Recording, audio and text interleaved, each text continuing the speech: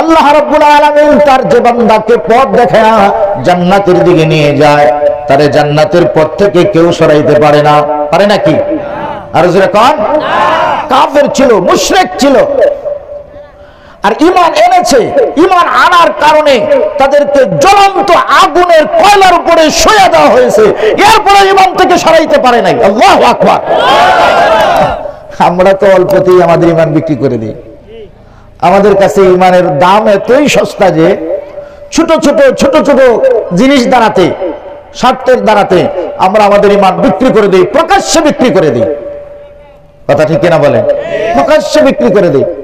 একসময় লজ্জা ছিল, ঈমানহীন কাজ করলে মানুষ লজ্জায় মরে যেত, আড়ালে করত, মানুষ যাতে না জানে গুনার কথা।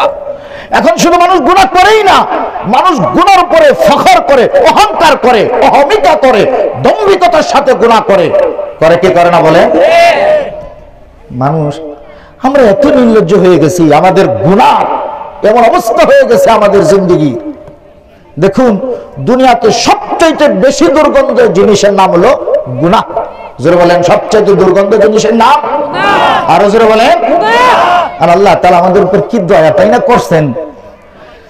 আল্লাহ তাআলা তো একটু আমাদের অপরাধগুলি আল্লাহ তাআলা গোপন করে রাখেন।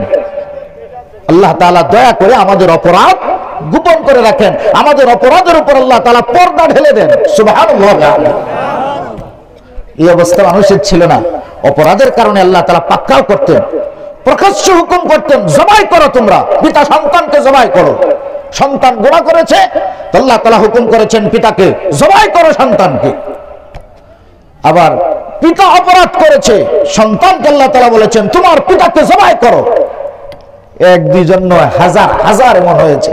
বনি ইসরাইলের সব মানুষ একসাথে হযরত মূসা আলাইহিস সালাম গেছেন আল্লাহর কিতাব আনতে। কোথায় গেছেন? তুর পাহাড়ে। আর এদিক দিয়ে সামিরি নামে এক আল্লাহর নাফরমান জিবরাইল আলাইহিস সালামের ঘোড়ার পায়ের নিচের মাটি সে সংরক্ষণ করে রেখেছিল। হযরত মূসা আলাইহিস সালাম যখন সব সাথীকে নিয়ে নীল দরিয়ার পাড়ে এসে দাঁড়াইছেন, তো সব বনি ইসরাইল বসে আর কোনো উপায় নেই, পিছনে ফেরাউনের বিশাল বাহিনী, সশস্ত্র বাহিনী, আমরা শেষ হয়ে যাব, আমরা আর বাঁচতে পারবো না। কিন্তু বলেন তো বাঁচানে ওয়ালা কে? আল্লাহ। আরো জোরে বলতে হবে আল্লাহ। আল্লাহ বাঁচানে ওয়ালা। হযরত মূসা আলাইহিস সালাম বলেন চিন্তার কারণ নাই, আল্লাহ রাব্বুল আলামিন আমাদের সাথে আছেন। কে আছেন? আল্লাহ। আরো জোরে আল্লাহ। যেমন হযরত রাসূল করিম সাল্লাল্লাহু আলাইহি ওয়াসাল্লাম তার প্রিয় সাথী হযরত আবু বকর সিদ্দিক রাদিয়াল্লাহু তাআলা আনহুকে নিয়ে হিজরত করে যাচ্ছেন, মক্কার মাটি ছেড়ে যাচ্ছেন, নিজের ইচ্ছায় নয়, কার ইচ্ছায়? আল্লাহর ইচ্ছায়। হযরত মূসা আলাইহিস সালাম মিশর থেকে বের হয়ে যাচ্ছেন, নিজের ইচ্ছায় নয়, কার ইচ্ছায়? আল্লাহর ইচ্ছায়। আল্লাহ পাক হুকুম করেছেন বনি ইসরাইলকে নিয়ে মিশর থেকে বের হয়ে যাও। তো রাসূলুল্লাহ সাল্লাল্লাহু আলাইহি ওয়াসাল্লাম সাইয়েদনা আবু বকরের কুলের উপরে মাথা রেখে শুয়ে আছেন। আবু বকর পেরেশানে বলতেছেন, ইয়া রাসূলুল্লাহ, কাফেররা তো আস্তে আস্তে আমাদের এই গাড়ে সুরের মুখের উপরে বসে গেছে, ওরা যদি তাদের পায়ের গোড়ালির দিকে, আঙ্গুলের দিকে তাকায়, তাই তো আমাদেরকে দেখতে পারবে। আল্লাহ রাসূল বলেন, আবু বকর ভয় পেও না, তুমি মনে করছো আমরা এখানে দুজন আছি? দুইজন নয়, আমরা এখানে তিনজন আছি। ইন্নাল্লাহা মা'ানা, আল্লাহ আমাদের সাথে আছেন। জোরে বলেন সুবহানাল্লাহ। আল্লাহ তাআলা তার বান্দাকে বাঁচিয়ে দিলেন। জঙ্গলি কবুতর পাঠালেন, জঙ্গলি কবুতর এসে নগদ ওই ঘেরা গুহা গাড়ি সুরের মুখের উপরে জাল বানিয়ে দিল, মাকড়সা জাল বানালো, আর কবুতর এসে জালের উপরে ডিম পেড়ে দিল। সুবহানাল্লাহ। আল্লাহ রাব্বুল আলামিন মূসা আলাইহিস সালামকে বললেন, চিন্তা করো না মূসা, তোমাকে আমি তোমার সাথীদের সহ নামায়া দিয়া একা ছেড়ে দেই নাই, আমি আল্লাহ তোমার সাথে আছি। সুবহানাল্লাহ। সামনে দেখতেছো সমুদ্র, উত্তাল তরঙ্গ সমুদ্র, রাস্তা নাই, আমি আল্লাহ রাস্তা করে দেব। সুবহানাল্লাহ। রাস্তা হয়ে গেছে, হযরত মূসা আলাইহিস সালাম পার হয়ে গেছে। দুনিয়ার বাতিলরা মনে করে এরা আমাদের থেকে পালাবে কোথায়, যাওয়ার জায়গা কোথায়? আরে আমাদের জায়গার যাওয়া কোথাও যেতে হয় না, আমরা শুধু আল্লাহ পাকের রহমতের ছায়াতলে আশ্রয় নেই, আর আমাদের জায়গা আর কোথাও খোঁজা লাগে না, আমাদের জায়গা একটাই, সেটা আল্লাহ পাকের রহমতের ছায়া। কথা ঠিক না বলে? আল্লাহ পাকের কোরআন আছে আমাদের কাছে, কেউ আমাদের ঘাড় মটকায় দে, কেউ আমাদেরকে কিছু করে ফেলুক, যাই করতে চাক না কেন, আমাদের কাছে তো আল্লাহর রশি আছে। আর সেই রশির নাম কি? আল কোরআন। আর রাসূল বলেন সেই রশির নাম কি? আল কোরআন। তো হযরত মূসা আলাইহিস সালাম যখন পার হয়ে আসেন, সামিরী দেখেছিল জিবরাইল আলাইহিস সালাম সঙ্গে ছিলেন। হযরত জিবরাইল আলাইহিস সালামের ঘোড়ার পাও যেখানে পড়ে সেখানেই ঘাস জমায়ে যায় মরুভূমির মধ্যে। এই সামিরী মাটি সংগ্রহ করে রেখেছে, কারণ এই ফেরাউন যখন পিছন দিক থেকে সব আইসা সমুদ্রের মাঝে হঠাৎ করে রাস্তা দেখলো যে বনী ইসরাইল পার হয়ে যাচ্ছে, তখন তার মনের মধ্যে সন্দেহ যাচ্ছে যে কিরে, এরকম তো হওয়ার কথা নয়, নিশ্চয়ই কোনো ঝামেলা আছে। কি মনে করেন, দীর্ঘ কয়েকশো বছর ধরে যে রাজত্ব করতেছে যে বাদশা, তার মাথায় কি এতটুকু ঘিলু নাই? সে সামনের দিকে তার ঘোড়া নিয়ে নীল দরিয়া সে নামতে চেয়েছিল না। ফেরাউন ভাবলো নিশ্চয়ই কোনো কারণ আছে। কিন্তু জিবরাইল আলাইহিস সালাতু ওয়াস সালাম একটা ঘুড়ি ফেরাউন যে ঘোড়ার উঠে যাচ্ছিল, যে ঘোড়ার চরকায়, ওই ঘোড়ার সামনে ধরছে। এখন যে ঘুড়ি পাল নেই, এই ঘোড়া যদি ঘুড়িওয়ালা পালওয়ালা ঘুড়িকে দেখে, তো ঘোড়ার মাথা ঠিক থাকে না। ফেরাউনের ঘোড়া লাফ দিয়ে গিয়া জিবরাইলের ঘোড়ার উপরে পড়তে চাইছে। জিবরাইল সালাম তো আগে আগে যাচ্ছেন, ফেরাউনের ঘোড়াটাই না, ফেরাউন তার বাহিনী সহ সমুদ্রের ভিতরে যখন নামাইছে, তো আল্লাহ তাআলার পাকড়াও হয়ে গেছে।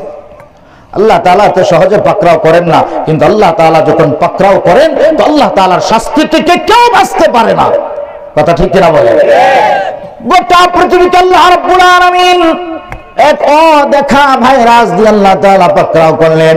সারা পৃথিবী হাবুডুবু খাচ্ছে, এখন পর্যন্ত বাঁচতে পারে না। কথা ঠিক কিনা বলেন? গোটা পৃথিবীর কাছে কত মরণাস্ত্র আছে, অন্যদিকে পরমাণু এত ছোট কণা কণা পর্যন্ত আবিষ্কার করে ফেলতেছে গোটা পৃথিবী, কিন্তু করোনা নামক এই ভাইরাস থেকে গোটা পৃথিবীকে মুক্ত করার এখনো কোনো পথ নাই। এখনো পৃথিবীর বিশাল বিশাল রাষ্ট্রগুলো অসহায় অসহায়।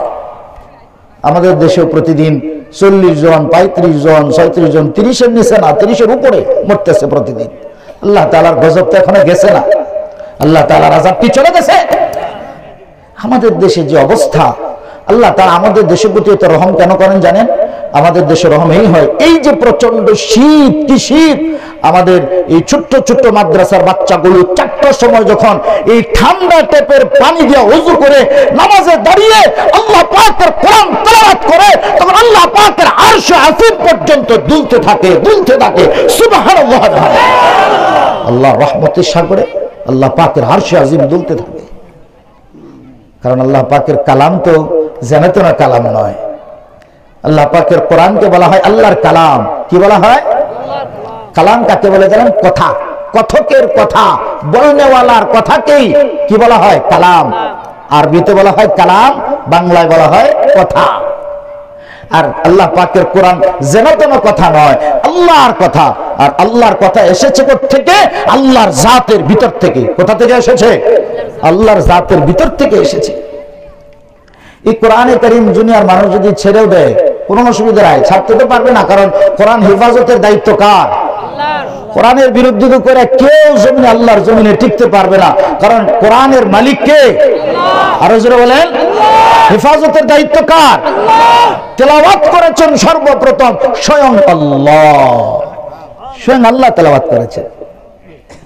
আল্লাহ রাব্বুল আলামিন সর্বপ্রথম তার কালামকে তেলাওয়াত করেছেন, তেলাওয়াত করে হযরত জিবরাইলকে শুনিয়েছেন। 1-2 পারা নয়, একবারে সুদূর আলহামদুল থেকে শুরু করে সূরা আলিফ লামের আলিফ থেকে শুরু করে সূরা নাসের সিন পর্যন্ত আল্লাহ রাব্বুল আলামিন স্বয়ং তেলাওয়াত করে জিবরাইলকে শুনিয়েছেন। সুবহানাল্লাহ। এইজন্য আল্লাহর কোরআনকে কালামুল্লাহ বলা হয়। কি বলা হয়? লোহা মাহফুজ থেকে আল্লাহ নাযিল করছেন। আল্লাহর কোরআন লোহা মাহফুজ থেকে, কোরআনে কারীম ছাড়াও আল্লাহ আরো 3টা কিতাব লোহা মাহফুজ থেকে নাযিল করেছেন। ওগুলোকে কালামুল্লাহ বলা হয় না, কিতাবুল্লাহ বলা হয়। আল্লাহর কিতাব লোহা মাহফুজ থেকে আল্লাহ নাযিল করেছেন। তাওরাত লোহা মাহফুজের কিতাব আল্লাহ রাব্বুল আলামিন লোহা মাহফুজ থেকে নাযিল করেছেন মুসা আলাইহিস সালামকে, কিন্তু আল্লাহ তেলাওয়াত করেন নাই। আল্লাহ রাব্বুল আলামিন ফেরেশতা দিয়া কাঠের মধ্যে লিখে দিয়া হযরত মুসা আলাইহিস সালামকে আল্লাহ তাআলা দান করে দিয়েছেন। সুবহানাল্লাহ। আল্লাহ তেলাওয়াত করেন নাই, আল্লাহর হুকুমে লিখে জিবরাইল এনে হযরত মুসা আলাইহিস সালামকে কাঠের মধ্যে লিখে দিয়ে দিয়েছেন, নেন এটা আপনার কিতাব তাওরাত। হযরত ঈসা আলাইহিস সালামকে আল্লাহ রাব্বুল আলামিন মায়ের কোলে দুগ্ধ পান করা অবস্থায় আল্লাহ পাকের কিতাব ইনজিল দান করে দিয়েছেন। সুবহানাল্লাহ। হযরত ঈসা আলাইহিস সালামের কলবের ভিতরে, রূহের ভিতরে, কলবের ভিতরে আল্লাহ সমস্ত ইনজিলকে ইলকা করে দিয়েছেন, ঢেলে দিয়েছেন। এই জন্য মরিয়ম আলাইহিস সালামকে যখন জিজ্ঞেস করছে, হে মরিয়ম, তোমার বিয়ে হয় নাই, তুমি জিনাকারীও না, তোমার বাপ মা তো ভালো ছিল, বাচ্চা কোত্থেকে পাইছে? মরিয়ম আলাইহিস সালাম রোজা রাখছেন, তো রোজাদার কথা বলতে পারতো না, বলছেন আমারে নয়, এই বাচ্চারা জিজ্ঞেস করো। আঙ্গুল বাচ্চাকে জিজ্ঞেস করবো, বাচ্চা কি কথা বলতে পারে? ঈসা আলাইহিস সালাম বললেন, তোমরা তো ইতিপূর্বে দেখো নাই কোন বাচ্চাই মায়ের কোলে দুধ পান করা অবস্থা কথা বলে না, কিন্তু আমি বলি শোনো, ইন্নী আব্দুল্লাহ আতানিয়াল কিতাব ওয়া জাআলানি নাবিয়্যা, আমি আল্লাহর বান্দা, আল্লাহর তরফ থেকে কিতাব নিয়ে তোমাদের কাছে এসেছি। সুবহানাল্লাহ। দুধের বাচ্চাকে কিতাব দিয়েছেন আল্লাহ, কিভাবে? ঈসা আলাইহিস সালামের কলবের ভিতরে সমস্ত ইনজিল আল্লাহ ইলকা করে দিয়েছেন। কিন্তু কোরআনে কারীমের বেলায় এরকম নয়। কোরআনে কারীম আল্লাহ পাক স্বয়ং তেলাওয়াত করেছেন। এই পৃথিবীর বুকে কেউ তেলাওয়াত করার আগে স্বয়ং আল্লাহ রাব্বুল আলামিন তেলাওয়াত করেছেন। এরপর আল্লাহ রাব্বুল আলামিন লৌহে মাহফুজে লিখেছেন, আল্লাহ রাব্বুল আলামিন আল্লাহর কোরআনকে লিখেছেন, যেনা তেনা হরফ নয়। আল্লাহ রাব্বুল আলামিন লৌহে মাহফুজে এক একটা হরফ লিখেছেন কুহে কাফের পাহাড়ের মতো। এক একটা হরফ কুহে কাফ, বিশাল এক একটা পাহাড়, ওই বিশাল পাহাড়ের মতো এক একটা হরফ করে আল্লাহ তাআলা 30 পারা কোরআনে কারীম লৌহে মাহফুজের ভিতরে লিখেছেন। সুবহানাল্লাহ। কিতাব কাকে বলে? কিতাব বলা হয় যাকে লেখা হয়। তা আল্লাহর কালামকে কিতাবুল্লাহ বলা হয়। কেন বলা হয়? যে স্বয়ং আল্লাহ রাব্বুল আলামিন আল্লাহর কোরআনকে কুহে কাহাফ অর্থাৎ বিশাল বড় পাহাড়ের মতো করে এক একটা হরফ লৌহে মাহফুজ আল্লাহ লিখে পুরো 30 পারা কোরআন লিখেছেন। সুবহানাল্লাহ। এরপর আল্লাহ রাব্বুল আলামিন আরো ছোট করে লিখেছেন, হাদিস শরীফের মধ্যে এসেছে। এরপর আল্লাহ রাব্বুল আলামিন হযরতে ইসরাফিল আলাইহিস সালাতু ওয়াস সালামের কপালের মধ্যে আল্লাহ রাব্বুল আলামিন পুরা 30 পারা কোরআনে কারীম লিখেছেন। সুবহানাল্লাহ। এটা ছোট করে, এটা কোরআনে কারীমের মুজিজা। এমন বড় করেও হয়, এমন ছোট ছোট কোরআনে কারীম আছে যেগুলো পকেটের মধ্যে রাখা যায়। একই কোরআন, একই মর্যাদা, একই কালাম, একই কিতাব। সুবহানাল্লাহ। আমার ভাইরা, তো বলছিলাম মানুষ অপরাধ করে, আমরা অপরাধ করি, আল্লাহ আমাদের অপরাধ গোপন করে রাখেন, আমাদেরকে প্রকাশ্যে শাস্তি দেন না। ওই বনি ইসরাইলের সামির নামক ব্যক্তি জিবরাইলের পায়ের মাটির নিচে এসে বনি ইসরাইলের সমস্ত স্বর্ণ অলংকার আগুনে পুড়াইয়া একটা বাছুর বানাইছে, ভাস্কর্য। কি বানাইছে? ভাস্কর্য, বাছুর। এখন এই বাছুর বানায়া জিবরাইলের যে পায়ের নিচে মাটি ছিল সেই মাটি দিছে ওই বাছুরের ভিতরে ঢুকাইয়া। আমাদের দেশের বিভিন্ন ভাস্কর্য মাটি দিয়া, রড দিয়া, সিমেন্ট দিয়ে বানানো হয় না, ওইটা সব অলংকার করে বানাইছে বাছুর। এখন এই বাছুরের ভিতরে যখন জিবরাইল আলাইহিস সালামের পায়ের নিচের মাটি দিছে ফিকে, এবার বাছুর বে বে করতে আরম্ভ করছে। এখন সামিরি বলে, তোমাদের মুসা পথ হারিয়ে গেছে কোথায়? তোমাদের খোদা এখানে তোমাদের কাছে চলে আসছে। নাউজুবিল্লাহ বলেন। এখন বনি ইসরাইলের কিছু মানুষ ব্যতীত আর বৃহৎ এক দলই এই বাছুরের পূজায় লেগে গেছে। হযরত মূসা আলাইহিস সালাম যখন আয়েশা দেখলেন এই কারবার, হযরত মূসা আলাইহিস সালাম আল্লাহর কিতাব ছেড়ে দিলেন, ভেঙে পর্যন্ত গেল। হযরত হারুন আলাইহিস সালামের দাড়ি টেনে ধরলেন মূসা আলাইহিস সালাম। আল্লাহ রাব্বুল আলামিন বললেন, মূসা, বনি ইসরাইলের মাপের একটাই মাত্র পথ, একজন আরেকজনকে দ্বীনের প্রকাশ্য আলোতে যারা শিরিক করেছে আর যারা করে নাই তাদেরকে বলুন তরবারি নেক, দ্বীনের প্রকাশ্য আলোতে তাদেরকে কেটে কচুর কাটা করতে হবে। নড়তেও পারবে না, চড়তেও পারবে না। এমন যদি থাকে তাহলে আমি আল্লাহ রাব্বুল আলামিন তাদেরকে মাফ করতে পারি। সুবহানাল্লাহ। তওবার সূরত হলো যারা গুনাহ করে নাই, এই ভাস্কর্যের পূজা করে নাই যারা, তাদেরকে বলুন তারা তরবারি নেক, আর যারা এই কাজ করেছে তাদেরকে কেটে টুকরা টুকরা করা হোক। আল্লাহু আকবার। তওবার সূরত। এখন বনি ইসরাইল না, আর তো কোনো অবস্থা নেই, আল্লাহ তাআলা তো আকাশ থেকে আগুন এদেরকে পুড়িয়ে দিবে। এখনকার আমরা রাজি। তো তরবারি নিয়ে যখন আরম্ভ হয়েছে কাটা, এক ভয়াবহ দৃশ্য। তো মূসা আলাইহিস সালাম কাঁদতে শুরু করেছেন, আল্লাহ, এরা তো আপনজন, ভাই ভাইকে হত্যা করা লাগতেছে, সন্তান পিতাকে হত্যা করা লাগতেছে, পিতা তার সন্তানকে হত্যা করা লাগতেছে। বলতেছে, আল্লাহ, আপনার কাছে একটাই দরখাস্ত, আপনি একটা পর্দা দিয়ে দেন যাতে কেউ কাউরে না দেখে, একটা অন্ধকার নামায় দেন। সুবহানাল্লাহ। একটা অন্ধকার দিয়ে দেন। তা আল্লাহ তাআলা বললেন, ঠিক আছে, অন্ধকার। অন্ধকার নামায় দিলেন। এবার কাটা লাগতে লাগলো, কাটা লাগতে লাগলো। পুরা বনী ইসরায়েলের এলাকাগুলো রক্তের বন্যা সইতে শুরু করলো। মুসা আলাইহিস সালাম কাঁদতে লাগলেন। প্রায় 70,000 বনী ইসরায়েলকে নিজেরাই তওবার জন্য কেটে টুকরা টুকরা করলো। কেন? তারা ভাস্কর্য বানিয়েছিল বাসুর। মুহতারাম ভাইরা, অবশেষে মুসা আলাইহিস সালামের দোয়া আল্লাহ কবুল করলেন। বলেন ঠিক আছে, যারা যেখানে দাঁড়িয়ে আছে থাকুক, আমি আলো দিয়ে দিলাম। এখন পর্যন্ত যারা কাটা পড়ে নাই আমি তাদেরকেও মাফ করে দিলাম। সুবহানাল্লাহ। আমার ভাইরা, আল্লাহ রাব্বুল আলামিন শুধু আমাদের প্রতি দয়া করেন না, আমাদের গুনাহগুলি আল্লাহ রাব্বুল আলামিন গোপন করে রাখেন। আর দুনিয়াতে সবচেয়ে দুর্গন্ধ জিনিসের নাম হচ্ছে গুনাহ। গুনার এত বেশি দুর্গন্ধ যে যখন মানুষ গুনাহ করে তখন এর প্রচন্ড দুর্গন্ধের কারণে রহমতের ফেরেশতারা দূরে সরে যায়। যদি আমাদের সামনে আল্লাহ গুনাহ প্রকাশ করছিলেন না, কিন্তু গুনার দুর্গন্ধ যদি দিতেন, তাহলে একজন আরেকজনের কাছে আসতো না, মানুষ ঘরবাড়ি ছেড়ে দিয়ে পাগল হয়ে যেত। গুনার এত দুর্গন্ধ। কি পরিমাণ গুনাহ আমরা করেছি যে গুনাহ করতে করতে গুনার উপর অহংকার করি, প্রকাশ্যে গুনাহ চলছে। যে আমাদের গুনার অহংকার এত মারাত্মক, যারা নবীদের ওয়ারিস তাদের গায়ে পর্যন্ত জুতা মারার চলতেছে। কথা ঠিক কিনা বলে? নাউযুবিল্লাহ মিন যালিক। আমাদেরকে আল্লাহ তাআলা যে এখনো দয়া করে বাঁচিয়ে রাখছেন, এখনো যে আমাদের উপর আল্লাহ তাআলা আযাব ব্যাপক আকারে দিয়ে আমাদেরকে হালাক করেন না, তার কারণ হলো এখনো একদল মানুষ ঠান্ডা এই শীতের রাত্রে আল্লাহর কোরআন নিয়ে পড়তে থাকে ঠান্ডা পানি দিয়া। যখন এই কোরআন পড়া চলে তখন আল্লাহ পাকের আরশ আজিমের রহমতের দরিয়ায় দুলতে থাকে আর জোশ এসে যায়, জোশ এসে যায়। সুবহানাল্লাহ। আমার ভাইয়েরা, আমি আপনাদের সামনে আয়াতে কারিমা তেলাওয়াত করেছিলাম। আল্লাহ রাব্বুল আলামিন এই দুনিয়ার জিন্দেগি সম্পর্কে আমাদেরকে স্পষ্ট ধারণা দিয়ে দিয়েছেন। আল্লাহ রাব্বুল আলামিন বলেন, আল্লাযী খালাকাল মাউতা ওয়াল হায়াতা লিয়াবলুয়াকুম আইয়ুকুম আহসানু আমালা। আল্লাহ পাক বলেন, বান্দা, এই দুনিয়াতে তুমি আসো নাই, আসার জন্য আমার কাছে দরখাস্ত করো নাই। আমরা কে বলেছিলাম যে আল্লাহ এখন দুনিয়াতে পাঠান, সয় সম্পদ ভালো আছে? কেউ বলেছিলাম? জোরে বলেন। কে বলেছিলাম যে আল্লাহ এখন দুনিয়াতে পাঠান? কে বলেছিলাম?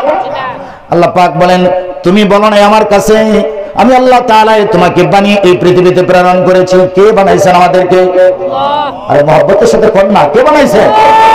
আল্লাহই তো বানাইছে। ইচ্ছে করলে কুকুর বানায় রাখতে পারতেন, যে কুকুর রাস্তায় নাপাক খায়, গু খায়, পায়খানা খায়, মরা খায়। আল্লাহ ইচ্ছে করলে আমার এই কুকুর বানাইতে পারতেন, পারতেন কিনা? আল্লাহ বলেন, না না, তোমাকে আশরাফুল মাখলুকাত বানালাম। আল্লাহ পাক বলেন, আল্লাযী খালাকাল মাউতা ওয়াল হায়াতা। বান্দা, আমি তোমার এই হায়াত দিছি, যে জিন্দেগি আমার আছে, এই জিন্দেগির মালিক আমি না, আমার আল্লাহ। আর জোরে, হ্যাঁ, একিনের কথা জোরে কইলে এটা অন্তরের মধ্যে দাগ পড়ে। আপনারা দেখে থাকবেন বিভিন্ন জিনিসের চিকিৎসা করা হয় চাপ দিয়া, কলবের মধ্যে চাপ দিয়ে। যে বুকের মধ্যে যখন কারো স্ট্রোকের রোগী পাঞ্চ হয়, তখন হাতের তালু সিনার মধ্যে বৈশা আরেক হাত উপরে দিয়ে জুড়ে জুড়ে চাপ দিতে হয়। এরপরে যদি শ্বাস না বের হয় তাহলে আরেকজনের ঠোঁট তার ঠোঁটের মধ্যে লাগাইয়া জুড়ে জুড়ে পাম্প করতে হয়, চাপ দিয়ে নিঃশ্বাস দিতে হয়, তাহলে অটোমেটিক ভাবে তার শ্বাস চালু হয়ে যায়। এটা হলো প্রাথমিক চিকিৎসা। কোন রোগী, হার্টের রোগী যদি বেহুশ হয়ে পড়ে যায়, তাহলে তার এই বুকে ঠিক এই জায়গায় হাতের এই তালু লাগাইয়া, আঙুল নয়, হাতের এই তালু লাগাইয়া আরেকটা তালু হাতের উপর রেখে জুড়ে জুড়ে পাম্প দিতে হয়। এরপরে যদি নিঃশ্বাস চালু হয়ে রোগী না চাপ দেয়, তাহলে তার নিজের মুখ দিয়ে, এখন তার অক্সিজেনের আলাদা মেশিন নাই, নিজের মুখ দিয়ে তার মুখের উপরে চাপ দিতে হয়। মানুষ যখন আল্লাহ পাকের কথা দিল থেকে চিৎকার করে বলে, তখন আল্লাহ পাকের রহমত বান্দার উপরে বৃষ্টির মতো ঝরে পড়তে থাকে। সুবহানাল্লাহ। খুদ রাসূলুল্লাহ সাল্লাল্লাহু আলাইহি ওয়াসাল্লাম এমন করতেন। আল্লাহর হাবিব পুরো এলাকা আক্রমণ করে রাত্রি বেলায় বের হতেন, সকাল হওয়ার আগ পর্যন্ত তিনি আক্রমণ করতেন না। যে খাইবরের যুদ্ধে যেদিন আল্লাহর হাবিব দল বল নিয়ে রাত্রি বেলায় গেলেন, হুজুর বললেন, দেখো খাইবরে কোনো আজানের ধ্বনি আসে কিনা, যে এলাকার থেকে আজানের ধ্বনি আসে সে এলাকায় আমরা তরবারি চালাবো না। আল্লাহু আকবার। সকাল হয়ে গেছে, কোনো তোর আজানের আওয়াজ নাই। হুজুর বলেন, সুপ্রভাত হয়ে গেছে, চলো এবার খাইবারের দিকে। খাইবারের ইহুদিরা দুর্গ খুলে বিভিন্ন কৃষি পণ্যের কাছে যন্ত্রপাতি নিয়ে বের হয়েছে। এই মুহূর্তে আল্লাহর নবীকে দেখে তারা চিৎকার করতে শুরু করছে, বলছে মুহাম্মদ এসে গেছে, তার সাথীরা এসে গেছে। আল্লাহর নবী বলতে লাগলেন, ও সাহাবীরা বলো আল্লাহু আকবার, বলেন আল্লাহু আকবার, আল্লাহু আকবার, আল্লাহু আল্লাহু আকবার। হুজুর এভাবে আল্লাহু আকবার বলে চিৎকার করতে লাগলেন আর বললেন, আমরা যে জায়গায় সকাল করি তাদের সকাল কতই না মন্দ হয়। মোহতারাম হাজিরিন, এই যে আল্লাহু আকবারের আওয়াজ, আজকে একদল মানুষ আছে আল্লাহু আকবারের আওয়াজ শুনলে মনে হয় কলজার মধ্যে একটা আগুন লেগে গেছে, আছে না নাই? এটার বড় তেজ, এই যে আল্লাহু আকবারের আওয়াজ, এটার বড় তেজ। আপনাদেরকে আরেকটা তেজের কাহিনী শোনাই। খাইবারের যুদ্ধ, খন্দকের যুদ্ধ চলতেছিল, যে যুদ্ধে রাসূলুল্লাহ সাল্লাল্লাহু আলাইহি ওয়াসাল্লাম সবচেয়ে বেশি কষ্ট করছেন, কারণ তখন মদিনায় দুর্ভিক্ষ চলতেছিল আর ফসল পাকার মৌসুম আর প্রচন্ড শীত, অন্য দিক থেকে গুড়ি গুড়ি বৃষ্টি। মদিনার শীত একটা হাড়ের মজ্জা পর্যন্ত কাঁপিয়ে ফেলে। এমন অবস্থায় রাসূলুল্লাহ সাল্লাল্লাহু আলাইহি সাল্লামের কাছে খবর এসেছে যে পুরা মক্কা এবং মদিনার ইহুদিরা এবং রোম এবং পারস্যের সম্মিলিত বিশাল এক বাহিনী পুরা মদিনাকে তছনছ করে দিতে চায়। নাউযুবিল্লাহ মিন যালিক। দুনিয়ার বাতিলেরা যুগে যুগে আল্লাহর দ্বীনকে জমিন থেকে চিরতরে মিটিয়ে দিতে চেয়েছে, সারা পৃথিবী মিলে কিন্তু পারে নাই। কথা ঠিক? সুদা পারস্য, রোম, মক্কার সম্মিলিত বাহিনী আর মদিনার ভিতর থেকে পুরা ইহুদি পুত্র ষড়যন্ত্রের জাল পুরা মদিনার চতুর্পাশে বিছিয়ে দিয়েছে। রাসূল করিম সাল্লাল্লাহু আলাইহি সাল্লাম তার সাথীদেরকে নিয়ে পরামর্শ করলেন। হযরত সালমান ফারসি রাদিয়াল্লাহু তাআলা বললেন, ইয়া রাসূলুল্লাহ, যে দিক থেকে শত্রু বাহিনী বেশি আক্রমণের সম্ভাবনা আছে, শত্রু বাহিনী যদি একসাথে আমাদের মদিনার শহরে প্রবেশ করতে না পারে, সেই জন্য আমরা এই মদিনার চতুর্পার্শ্বে দিয়ে খন্দক করে দিতে পারি। সুবহানাল্লাহ। হুজুরের কাছে এই পরামর্শ অত্যন্ত ভালো লাগলো। হুজুর বললেন, হ্যাঁ, দলে দলে ভাগ করে দিলেন, কে কতটুকু করে খনন করবে। এত সোজা কথা নয়, এটা বাংলাদেশের মাটি নয়, মদিনার পাথরের মাটি। সাহাবায়ে কেরাম যখন কোদাল নিয়ে নেমে গেলেন, আল্লাহর হাবিব নেমে গেলেন। সাহাবায়ে কেরাম আল্লাহর হাবিব বললেন, ইয়া রাসূলুল্লাহ, আমরাই করব, আপনি কেন? আল্লাহর হাবিব বলেন, না, আমিও করব। করতে করতে করতে করতে বিরাট বড় এক পাথর এসে ওই গর্তের ভিতরে পড়ে গেছে। এই পাথর সাহাবায়ে কেরাম কোনো ক্রমে ভাঙতে পারেন না, সবাই মিলে চেষ্টা করছেন, ভাঙতে পারে না। আল্লাহর হাবিবের কানের ভিতরে খবর আসছে, সাহাবায়ে কেরাম বড় ক্ষুধার্ত, ক্ষুধার যন্ত্রণায় সাহাবায়ে কেরাম শরীরগুলো কাঁপতেছিল। আল্লাহু আকবার, শরীর কাঁপতেছিল ক্ষুধায়। আল্লাহর হাবিবের কাছে সাহাবায়ে কেরামদের খবর এসেছে। আল্লাহর হাবিব কোনো জবাব না দিয়া তার জামা মোবারকটা খুলে পেটে দেখালেন। ক্ষুধাটা একটু কম লাগার জন্য হুজুরের পেটের ভিতরেও পাথর বাঁধা। আল্লাহু আকবার। আল্লাহর নবীর পেটের ভিতরে যখন পাথর বাঁধা, সাহাবায়ে কেরাম রাদিয়াল্লাহু তাআলা আনহুম আজমাইন ওই পাথরের খবর যখন আল্লাহর নবীর কানের ভিতরে আসলো, আল্লাহর হাবিব কোড়াল নিয়ে নামলেন ওই খন্দকের বড় পাথরের সামনে। আল্লাহু আকবার বলে একটি আঘাত করলেন, যে পাথরটি কয়েকজন সাহাবী মিলে ভাঙতে পারে নাই। আল্লাহর হাবিবের একটা আঘাতের কারণে পাথরটার একটা পার ভেঙে খান হয়ে যায়। সুবহানাল্লাহ। হুজুর বললেন, ও আমার সাহাবীরা, সুসংবাদ নাও, অচিরেই আল্লাহ রাব্বুল আলামিন তোমাদেরকে রোমের রাজ দরবার বিজয় দান করবেন। সুবহানাল্লাহ।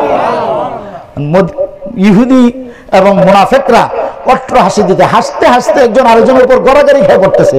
দেখো মুসলমানরা কত পাগল, মাত্র মক্কার আর এই কুসু বাহিনীর কাছ থেকে বাঁচার জন্য এরা ক্ষুধায় যন্ত্রণায় কাঁপতেছে, আর দুদিনে আর সুপার পাওয়ারের রাজদরবার রোম আর পারস্যের রাজদরবারের বিজয়ের স্বপ্ন তারা দেখে। একটু পরে আল্লাহর হাবিব আরেকটা আঘাত করলেন, এবার পাথরটা ভেঙে চুরমার হয়ে গেল। আল্লাহর হাবিব বললেন, ও আমার সাহাবীরা, সুসংবাদ গ্রহণ করো, আল্লাহ রাব্বুল আলামিন তোমাদেরকে দুর্দান্ত প্রতাপশালী পারস্যের রাজ দরবারও আল্লাহ তাআলা তোমাদেরকে বিজয় দান করে দেবেন। সুবহানাল্লাহ। এমন সময় ইহুদিদের তরফ থেকে, কাফির মুশরিকদের তরফ থেকে এক বড় বীর বাহাদুর এই হুঙ্কার ছেড়ে খন্দকের ওপাশে আইসা হামধাম করতেছে, কে আছো, তোমাদের কার সাহস আছে তোমরা আমার তরবারির মোকাবেলা করবে? এভাবে হুমহাম করতেছে, কেউ কোনো জবাব দেয় না। হযরত আলী রাদিয়াল্লাহু তাআলা আনহু আল্লাহ রাসূলের কাছে ছিলেন।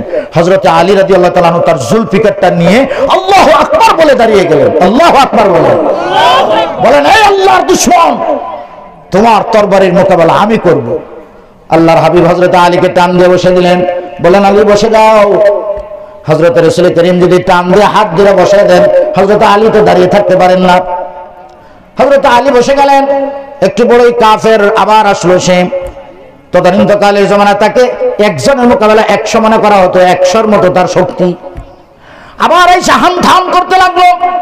হযরত আলী রাদিয়াল্লাহু তাআলা এবার আল্লাহু আকবার বলে তরবারি নিয়ে দাঁড়িয়ে গেলেন। হযরত রাসূল করিম সাল্লাল্লাহু আলাইহি ওয়াসাল্লাম এবারও হাত ধরে টান দিয়ে বসা, আলী বসো।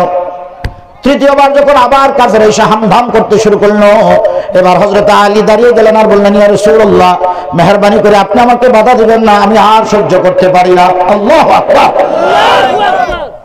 বীর মুসলমান ধরো আল কোরআন, ফিরায়া আনো সেই হারানো সম্মান। বীর মুসলমান ধরো আল কোরআন, ফিরিয়ে আনো সেই হারানো সম্মান। নারায়ে তাকবীর। ইমানের আওয়াজ হয়নি, ইমানের আওয়াজ হয়নি। ইমানের আওয়াজের কিন্তু আলাদা একটা স্বাদ আছে, এর গন্ধ আছে আলাদা। স্বাদের জিনিসের কিন্তু আলাদা স্বাদও থাকে, এটার মজাও যেমন, এটার একটা আলাদা রঙও থাকে, আছে না নাই? তাহলে ইমানের আওয়াজ দেন, নারায়ে তাকবীর। এই আওয়াজ ময়দানে আল্লাহর দ্বীনের জন্য দিতে হবে। দিতে রাজি আছেন না নাই? কারা কারা রাজি? আল্লাহু আকবার। এই আওয়াজ শুনলে যুদ্ধ করা লাগবে না। মুনাফিকরা আল্লাহু আকবারের আওয়াজ শুনলে এদের কলজা ফাইটটা মারা যাবে। কথা ঠিক কিনা বলে? কলজা ফেটে মারা যাবে। নারায়ে তাকবীর, আল্লাহু আকবার। তোলো তাকবীর ধ্বনি, ধরায় আর একবার। তোলো তাকবীর ধ্বনি, ধরায় আর একবার। বীর মুসলমান ধরো আল কোরআন, ফিরায়া আনো সেই হারানো সম্মান। আল্লাহু আকবার। আমরা আল্লাহর কোরআন ধরেছি গুরুস্থানের জন্য। বাবা মরছে, মা মরছে, তাদের জন্য খতমের জন্য রাখছি, কিন্তু আল্লাহর কোরআনকে আল্লাহ মরা মানুষের জন্য নয়। এটা তো কোরআনের বৈশিষ্ট্য, এটা কোরআনের যোগ্যতা যে কোরআন তেলাওয়াত করলে মুর্দার কবরে আযাব মাফ হয়ে যায়। কিন্তু এর জন্য কোরআন নাজিল হয়নি, কোরআন নাজিল হয়েছে আমার পুরো জিন্দেগিকে সহি করে দেওয়ার জন্য। কথা ঠিক না? অর্ধেক আমি কিছু মানব আল্লাহর দিন আর কিছু ছেড়ে দেব, এই জন্য আল্লাহ তার কোরআনকে দেয় নাই, বরং আল্লাহ তাআলা তাকে সাবধান করে বলেছেন, আফাতুমিনুনা বিবাদিল কিতাব ওয়া তাকফুরুনা বিবাদ। তোমরা কি সুবিধা পাইছো যেটা মনে লয় এটা কও আমরা তাহাজ্জুদ পড়ি, আমরা কোরআন তেলাওয়াত করি, আমাদের কাছে কোরআন আছে, এটা সুবিধার মতো বলো। আবার সুবিধার মতো শিরক করো, কুফর করো, বিদআত করো। এটার নাম ঈমান নয়, এটা ঈমান হতে পারে, এটা নিফাক, এটা নিফাক, এটা নাপাক। মোহতারাম ভাই, আমরা তো ইমানই চিনি না, এজন্য আমাদের ইমান সস্তায় বিক্রি হয়। আমরা বিক্রি করি, টের পাই না যে আমাদের ইমান আছে না নাই। রাসূলুল্লাহ সাল্লাল্লাহু আলাইহি ওয়াসাল্লাম বড় আফসোসের সাথে একটা হাদিস বর্ণনা করেছেন যে আমার উম্মতের মধ্য থেকে একদল মানুষ হাসরের ময়দানে উঠবে যারা নিজেদেরকে মনে করতে এরা মুসলমান, তাদের কাছে ঈমান আছে, তারা মনে করবে হাসরের ময়দানে আল্লাহ রাব্বুল আলামিন যখন দুটি দলে ভাগ করে ফেলবেন, এক দল ডানপন্থী হয়ে যাবে, আসহাবুল ইয়ামিন ওয়া আসহাবুশ শিমাল। আল্লাহ পাকের কোরআনের কথা। কার কথা? এ ভাই জোরে বলেন, কার কথা? আরো জোরে বলেন। ডানপন্থী বামপন্থী কইলেই তো মানুষ মনে করে না জানি হুজুর কি কইতেছে, রাজনীতি কইতেছে কিনা হুজুর। এটা আল্লাহ কোরআনের কথা। আসহাবুল ইয়ামিন ওয়া আসহাবুশ শিমাল। আল্লাহ রাব্বুল আলামিন বলবেন, যাও একদল ডান পাশে দাঁড়াও, তোমরা ডানপন্থী, আরেক দল বাম পাশে দাঁড়াও, তোমরা বামপন্থী। আল্লাহ রাব্বুল আলামিন কারো আমলনামা ডান হাতে দান করবেন, কারো আমলনামা আল্লাহ তাআলা বাম হাতে নাকে মুখে কপালে ছুঁড়ে মারবেন। তিরস্কার। আরেক হাদিসের মধ্যে আছে এভাবে নয়, তার বাম হাত ভেঙে সিনাত দিয়া ঢুকাইয়া বুক ছিঁড়ে কলিজা ছিঁড়ে পিছন দিকে পিঠ দিয়ে বের করে এরপর আল্লাহ রাব্বুল আলামিন তার হাতে বলবেন, এই নে তোর আমলনামা। নাউজুবিল্লাহ বলে, নাউজুবিল্লাহ বলে। কি করবে? বাম হাত কলিজার ভিতর দিয়ে ঢুকাইয়া ছিঁড়াইয়া পিছন দিক থেকে ফেরেশতারা টান দিয়ে বের করে এরপর তার আমলনামা তার বাম হাতে আল্লাহ তাআলা ফিকে মারবে।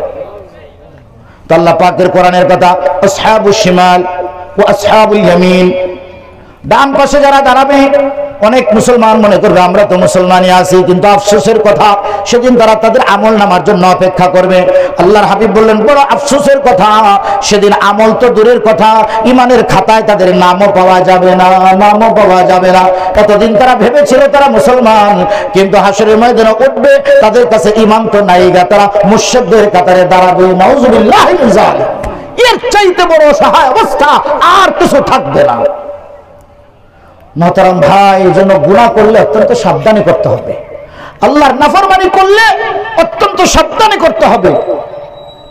গুনার এই দুর্গন্ধ যদি আল্লাহ প্রকাশ করে দিতেন তো আমরা জমিনের বুকে মুখ দেখাইতে পারতাম না। এই দুনিয়াতে আল্লাহ তাআলা আমাদেরকে যেমন ইচ্ছা তেমন চলার জন্য প্রেরণ করেন নাই, কারণ আমরা তো দুনিয়াতে আসি নাই, আমাদেরকে দুনিয়াতে পাঠানো হয়েছে। বলেন তো দুনিয়াতে কে পাঠাইছেন? আল্লাহ পাঠাইছেন। আমরা কি দুনিয়াতে আইছি না আমাদেরকে পাঠাইছে? আল্লাহ বলছেন আগে দাদা যাও, তারপর বাবা যাবে, তারপর নাতি সন্তান যাবে, তারপর নাতি যাবে। আসার এই সিরিয়াল আল্লাহ তাআলা ঠিক করে দিলেন। আল্লাহ তাআলা বললেন জানিয়া রাখো, যাওয়ার কিন্তু আমি আল্লাহ কোনো সিরিয়াল করি নাই। কথা ঠিক না বলেন? এই পৃথিবীটা এত বেশি রং বদলায়, এই রং বদলায় না, আল্লাহ রং বদলায়। আল্লাহ তাআলা বলেন তিলকাল আইয়ামু নুদাবিলুহা বাইনান নাস, তিলকাল আইয়ামু নুদাবিলুহা বাইনান নাস। এই পৃথিবীর রং আমি আল্লাহ তাআলা বদলায় দেই, এই পৃথিবীর ক্ষণ, এই পৃথিবীর দিনগুলি আমি আল্লাহ বদলাই। এই দিন দিন নয়, আরো দিন আসবে। এই দিন আসবে যে এটা যে কেউ আসবে না, আমার আল্লাহ আনবে। কে আনবে? আরো জোরে বলেন তিলকাল আইয়ামু নুদাবিলুহা। আল্লাহ বলেন আমি দিন পরিবর্তন করি মানুষের জীবনে। কেমন পরিবর্তন হয় দেখে? এই দুনিয়ার মানুষ আল্লাহর এই জমিনে এক পিতা যায় বাজারে তার সন্তানের জন্য কাফনের কাফন কিনতে, যায় কি যায় কিনা? এক বাবা যায় তার সন্তানের জন্য কাফনের কাপড় কিনতে, আবার একই জমিনে আরেক পিতা যায় সন্তানের জন্য বিবাহের দামি দামি সামগ্রী কিনতে, যায় কি যায় কিনা? দেখেন জীবনের রং কত পরিবর্তন।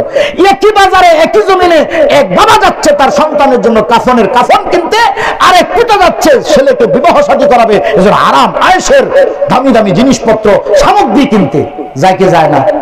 আল্লাহ পাক বলেন নুদামিলুহা, এই রং পরিবর্তনটা আমি আল্লাহ করি। কে করেন?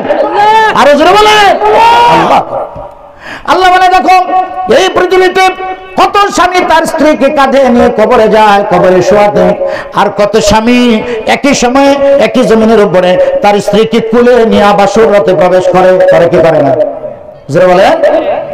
আল্লাহ পাক বলেন নুদাবিলুহা, এই দিনের পরিবর্তন আমি আল্লাহ করি। কে করেন? আল্লাহ করেন। আল্লাহ রাব্বুল আলামিন বলেন তোমার আর কেউ বানাই নাই, আমি আল্লাহ বানাইছি। এজন্য দুনিয়ার এই রং পরিবর্তন করে দিয়েছি। নুদাবিলুহা, আমি পরিবর্তন করি দিন। তিলকাল আইয়াম, এই দিন সমূহকে নুদাবিলুহা, আমি আল্লাহ পরিবর্তন করি বাইনান নাস, মানুষের মধ্যে। আল্লাহ রাব্বুল আলামিন বলেন এই পৃথিবীতে কত সন্তান তার পিতাকে সাজিয়ে নিয়ে যায় কবরস্থানের দিকে, আর কত পিতা কত সন্তান তার পিতাকে হাসপাতালে নিয়ে পড়ে আছে। এই যে মানসিক হাসপাতাল, বিশ্বাস করবেন না, আমার আত্মীয় স্বজনের মধ্যে কেউ অসুস্থ হলে আগে আমারে বলে যে মুফতি সাহেব একটু যাও অ্যাপোলো, যেখানে 1 রাত থাকলে লক্ষ টাকা বিল হয়। ওখানেও সিরিয়াল ধরে দেখছি গরু বাজারের মতো সিরিয়াল, মাছ বাজারের মতো সিরিয়াল, যেখানে লক্ষ লক্ষ টাকা লাগে। স্কোয়ারে গেছি রুগী দেখাতে, ওখানেও গরু মার্কার মতো সিরিয়াল, মনে হয় যেন সব মানুষ অসুস্থ। এরপরে ময়মনসিংহ চরপাড়া হাসপাতাল, এইটা তো মনে হয় যে একেবারে মাছের বাজারের সাথে, রাস্তা উপরে খাটে নিচে ফ্লোরে বারান্দা সব জায়গায় মানুষ আর মানুষ, মনে হয় সব রুগী পড়ে আছে। কথা ঠিক না বলে? আর জেলখানা, আল্লাহু আকবার, কত মানুষ যে জুলুমের শিকার হয়ে পড়ে আছে। কয়েদি আসামির চাইতে হাজতে আসামি ভরপুর দুনিয়া, কত মানুষ পড়ে আছে হাহাকার, মনে হয় যে আরেকটা দুনিয়া, সব মানুষ অপরাধী জেলখানায় পড়ে আছে। কথা ঠিক না বলে? আল্লাহ পাক বলেন তিলকাল আইয়ামু নুদাবিলুহা, আমি আল্লাহ রাব্বুল আলামিন দিনের রং পরিবর্তন করাই। শুনিয়া রাখো আমি আল্লাহ রাব্বুল আলামিন এই পৃথিবীতে তোমাকে নিয়ে এসেছি, সুতরাং এই যে জিন্দেগি তুমি ব্যয় করতেছো এটা তোমার জিন্দেগি নয়, এটা আমি আল্লাহর দেওয়া জিন্দেগি। কার দেওয়া জিন্দেগি? আমার জীবনের মালিক আমিন, আমার আল্লাহ। আর জোরে বলেন আমিন, আমার আল্লাহ। তোমার আল্লাহর দেওয়ার জীবন তুমি নষ্ট করছো, হিসাব করে খরচ করো বান্দা। আল্লাহ পাক বলেন বান্দা এই জিন্দেগি তোমার নয়, এটা আমার দেওয়া তোমার জিন্দেগি। আমি আল্লাহ তোমাকে দিয়েছি, যেমন ইচ্ছা তেমন তুমি এটা খরচ করতে পারবে না, রং তামাশা করে খরচ করতে পারবে না। জানিয়ে রাখো আমি আল্লাহ রাব্বুল আলামিন তোমাকে যেমন হায়াত দিয়েছি, হায়াতের আগে আমি তোমার জন্য মওতকে নির্ধারণ করে রেখেছি। আল্লাহু আকবার। কারণ কোরআনে কারীমের আয়াতে আল্লাহ পাক বলেন আল্লাযী খালাকাল মাউতা ওয়াল হায়াতা, আমি মওত সৃষ্টি করেছি, হায়াত সৃষ্টি করেছি। অথচ আল্লাহ বান্দা আগে দুনিয়াতে পাঠান, তারপর মওত দেন, কিন্তু মওতের কথাই আল্লাহ মুকদ্দম করে বলেছেন জানিয়ে রাখো দুনিয়ার সব স্বীকার করতে পারো কিন্তু মওতকে অস্বীকার করতে পারবে। সুতরাং আমি যে তোমাকে যে জীবন দিয়েছি এই জীবন তুমি হিসাব করে খরচ করো বান্দা। জিন্দেগিটা তোমার নয়, এটা আমার দেওয়া মূল্যবান সময় আমি তোমাকে দান করেছি। আল্লাহু আকবার। আল্লাহ পাক বলেন বান্দা তুমি যে গুনাহ করো মনে রাখো তোমার প্রত্যেকটি গুনার সাক্ষী আমি রেডি করে রেখেছি। তুমি প্রত্যেকটি গুনাহ করো, তোমার প্রত্যেকটি গুনার জন্য কমপক্ষে 4টা সাক্ষী উপস্থিত থাকবে। কয়টা সাক্ষী? 4টা। প্রত্যেকটা মানুষের কর্মের অপরাধের 4টা সাক্ষী হয়। কয়টা সাক্ষী বলেন? 4টা সাক্ষী। 1 নম্বর, বান্দা যখন গুনাহ করে সঙ্গে সঙ্গে সেটা আমলনামার খাতার মধ্যে লিখে দেওয়া হয়। ওয়াউজিয়াল কিতাব, আল্লাহ রাব্বুল আলামিন হাসরের ময়দানে বান্দার প্রত্যেকটা আমল তার খাতার মধ্যে দেখতে পারবে। فمن يعمل مثقال ذرة خيرا يره ومن يعمل مثقال ذرة شرا يره। প্রত্যেকটা আমলনামা যাররা যাররা পরিমাণ সে সেখানে দেখবে। এমন আমলনামা দেওয়া হবে আর আমলনামা দেখে বলবে হায় ইয়া ওয়াইলাতানা মা লিহাযাল কিতাব লা ইউগাদিরু সাগীরাতাও ওয়ালা কাবীরাতান ইল্লা আহসাহা। ছোট্ট ছোট্ট আমলনামা সব দেখবে আর বলবে হায় আফসোস দুনিয়াতে কি করেছিলাম, একটা ছোট জিনিসও তো ছোট নাই, সব তো আমার আমলনামার খাতার মধ্যে আটকা পড়ে গেছে। এই ভাইরা উঠে কেন, খারাপ লাগতেছে? এই তো বলতেছি শুধু গুনার 4টার কথা। এরপর আবার যাচ্ছি, হযরত আলী রাদিয়াল্লাহু তাআলা আনহু দাঁড়াইছিলেন, কাফেরকে কিন্তু এখনো হত্যা করে নাই, করবে। ইমানের পাওয়ার, আল্লাহু আকবারের কথা বলছিলাম যে আমাদের জিন্দেগিকে আমরা গুনার দ্বারাতে নাপাক করেছি, এজন্য আমাদের ইমানের কোনো স্বাদ নাই, গন্ধ নাই, মজা নাই। মুহতারাম ভাইরা, 1 নম্বর গুনার সাক্ষী হয়ে যায় বান্দার আমলনামার খাতা। 2 নম্বর সাক্ষী হয়ে যায় কিরামান কাতিবিন। কিরামান কাতিবিন ইয়ালামুনা মা তাফআলুন। বান্দা তুমি যাই করো না কেন ফেরেশতারা তোমার আমলনামার সাক্ষী হয়ে যায়। 2 কাজে 2 ফেরেশতা। 3 নম্বর, তুমি যে অঙ্গ প্রত্যঙ্গ দিয়ে গুনাহ করো এই অঙ্গ প্রত্যঙ্গগুলো তোমার কর্মের সাক্ষী। হাসরের ময়দানে আল্লাহ তাআলা একটা চালাক মুনাফিক উঠবে। আল্লাহ বলবেন এই বান্দা কি করছো বলো। তো এই মুনাফিক বলবে আল্লাহ আজকে আমি আমার ভিতর থেকে ছাড়া আর কারো সাক্ষী গ্রহণ করব না। আল্লাহ বলেন ঠিক আছে, তোমার আমল সম্পর্কে তোমার সাক্ষী গ্রহণ করব, আর কারো সাক্ষী আমি নেব না। আল্লাহ তাআলা বলবেন বলো কি করছো। তো হ্যাঁ লম্বা ফিরিস্তি দিবে, আল্লাহ এই নামাজ পড়ছি, এই রোজা করছি, এই যাকাত করছি, এই সদকা করেছি, এই তাহাজ্জুদ করেছি। আল্লাহ বলবেন আল্লাহ ঠিক আছে, এবার তো তোমারটা তুমি বলেছো, এবার বলতে দাও। আল্লাহ তাআলা তখন অপরাধীর মুখের উপরে মোহর লাগাই দিবেন, বলবেন এবার তোমার জবান বন্ধ। কোরআনে কারীমে আল্লাহ রাব্বুল আলামিন বলেন আল-ইয়াওমা নাখতিমু আলা আফওয়াহিহিম ওয়া তুকাল্লিমুনা আইদিহিম ওয়া তাশহাদু আরজুলুহুম বিমা কানু ইয়াকসিবুন। দস্তগোয়াত মঞ্চনি দজদিদাম, দস্তগোয়াত মঞ্চনি দজদিদাম, লবে বগোয়াত মঞ্চনি বুসিদাম, চশমে গোয়াত করদা আম গম জাহারাম, চশমে গোয়াত করদা আম গম জাহারাম, গোশ গোয়াত চিদা আম সমরুল কালাম। আল্লাহ মুখকে বলবেন যাও, এবার তোমার মুখের উপরে তালা লাগানো। আল্লাহ হাতকে বলবেন বলো কথা, হাত বলতে থাকবে তার অপরাধের কথা। ওজনে কারে কম দিয়েছিল, কার থেকে মেপে নেওয়ার সময় বেশি নিয়েছিল, দেওয়ার সময় কম দিয়েছিল, এর হাতের অপরাধ। নেওয়ার সময় মানুষ মাইপে নেয় বেশি, দেওয়ার সময় মাইপে দেয় কম। আল্লাহ তাআলা বলবেন বলো হাত বলতে থাকো। আল্লাহ তাআলা পাওকে বলবেন বলো কোন রাস্তায় চলেছিল, কোন গুনাহ করেছিল, পা বলতে থাকবে, চোখকে আল্লাহ বলবেন বড় এই চোখ দ্বারাতে কি নাপাক জিনিস দেখেছিল, ঠোঁটকে বলবেন বড় এই ঠোঁট দ্বারাতে কত নাপাক কথা সে বলেছিল, জবানকে বলবেন, প্রত্যেকটা অঙ্গ আল্লাহ রাব্বুল আলামিনের সামনে কথা বলতে থাকবে। অবশেষে আল্লাহ যখন মুখের মোহরটা খুলে দিবেন তার সাক্ষী নিয়ে, তখন মুনাফিক তার নিজেকে ধিক্কার দিয়ে বলতে থাকবে, এই হাত তোর এই তো জাহান্নামের আগুন থেকে বাঁচানোর জন্য আমি আমার আল্লাহর সামনে কথা বলেছিলাম, কিন্তু তুই তো তোকেই বাঁচতে দিলি না। নাউযুবিল্লাহ মিন যালিক। আল্লাহ পাকের দরবার থেকে বাঁচার আর কোনো রাস্তা নাই। চতুর্থ সাক্ষী আল্লাহ তাআলা বলবেন জমিনকে, যে জমিনের উপর বান্দা হাঁটে চলে মেহনত করে, এই জমিনের উপর আঘাত করে, জমিন থেকে ফসল ফলায়, সেদিন আল্লাহ এই জমিনকে বলবেন, এই জমিন কথা বলো। কোরআনে কারীমে আল্লাহ তাআলা বলেন, ইয়াউমা ইদিন তুহাদ্দিসু আখবারাহা। আল্লাহ তাআলা বলবেন, ও জমিন কথা বলো। আমাদের প্রত্যেকটি কাজ, প্রতিটা বিষয় এই জমিনের ভিতরে আল্লাহ কুদরতি ক্যামেরা ফিট করে রাখছেন, সব রেকর্ড হচ্ছে। এই সমাজে সবাই ভালো মানুষ, সবাই ভালো মানুষ কেউ থাকে না, কিন্তু একটা সিসি ক্যামেরা আছে, কেমনে হত্যা করেছে, কখন গুলি করেছে, কেমনে ঢুকাইছে, সব যেমন ক্যামেরায় রেকর্ড হয়ে যায়, আল্লাহ তাআলা বান্দার প্রতিটি আমল চিত্রকে আল্লাহর জমিনের উপরে আল্লাহ রেকর্ড করে রেখে দিয়েছেন। আল্লাহু আকবার, রেকর্ড করেছেন। আল্লাহ জমিনকে বলবেন, বলো জমিন কথা বলো। يومئذ تحدث أخبارها। আল্লাহ তাআলা জমিনকে বলবেন, ও জমিন কথা বলো। জমিন অকপটে সব স্বীকার করে বলতে থাকবে। এমন কি মানুষের এমন সব বিষয় আছে যে দুনিয়ার কেউ জানে না। মানুষের যে অন্তর, এই অন্তরটা হলো একটা হার্ড ডিস্কের মতো। হার্ড ডিস্ক না, কম্পিউটার, এরপরে দামি দামি মোবাইল, এদের হার্ড ডিস্ক থাকে, যেখানে হাজার হাজার ফাইল ওই হার্ড ডিস্কের ভিতরে ফাইল করে গোপন করে রাখে। গোপন ফাইল, গোপন ডকুমেন্টারি, বিভিন্ন গোপন তথ্য মানুষ কম্পিউটারের হার্ড ডিস্কের মধ্যে গোপন করে রাখে, যা কেউ জানে না। ফাইল খুললে শত শত ফাইলের হিসাব খুলে যায়।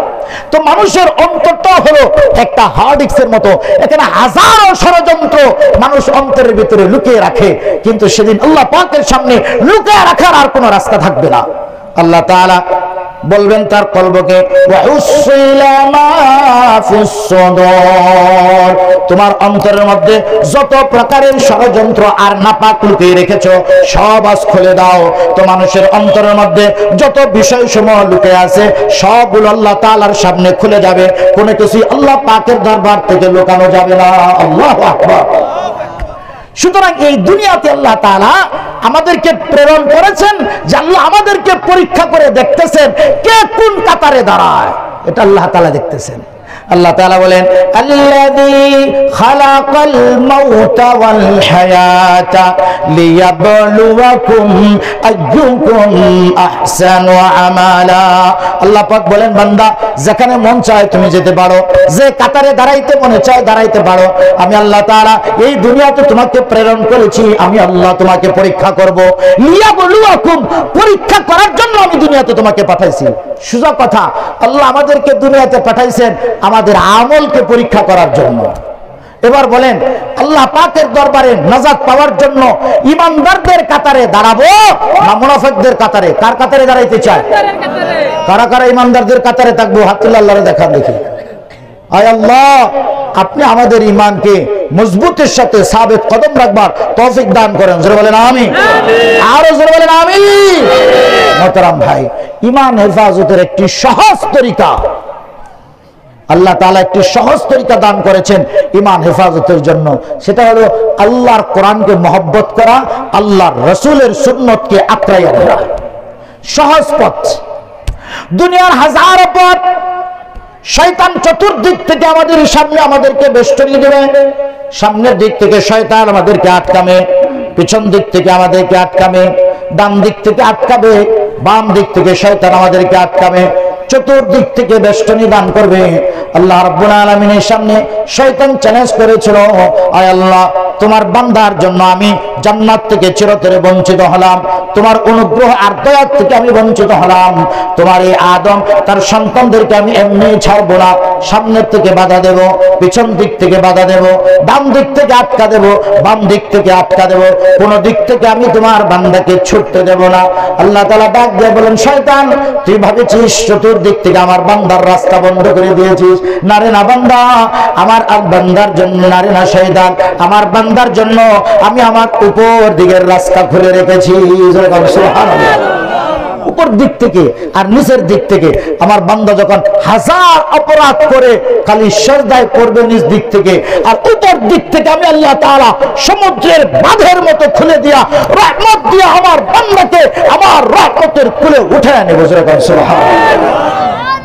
अगर रोयशन में बीनम दो चश्मम चश्माए गिरदाद, अगर रोयशन में बीनम दो चश्मम चश्माए गिरदाद, चश्मम चश्माए लुलु चलो लुलु ये लाला, चश्मम चश्माए लुलु चलो लुलु ये लाला। বান্দা তোমার শয়তান চতুর্দিক থেকে বেষ্টনী দিবে, কিন্তু উপর দিক থেকে আমি আল্লাহ আমার কোরআন নাজিল করেছি। এই জমিনে আকাশ থেকে আল্লাহর রহমত নামানোর একমাত্র চুম্বকের নাম হচ্ছে আল্লাহর কোরআন। কি নাম?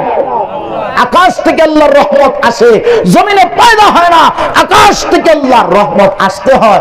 আর আকাশের রহমত জমিনে নেমে আনার একমাত্র চুম্বকের নাম হচ্ছে আল্লাহর কোরআন। যেরকম সুবহানাল্লাহ। আল্লাহ তাআলা বলেন, বান্দা তোমার চোখ দিয়ে যখন ফোটায় ফোটায় পানিগুলো ঝরে, ওই চোখের কোনা পানিগুলো চোখের কোনা ত্যাগ করে মাটিতে পড়ার আগে আমি আল্লাহ তাআলা আমার রহমতের হাতের উপরের মধ্যে উঠায় এনে ডাক দিয়ে বলি, বান্দা আর তোমাকে কাঁদতে হবে না। ও যুবক, তোমাকে আর কাঁদতে হবে না।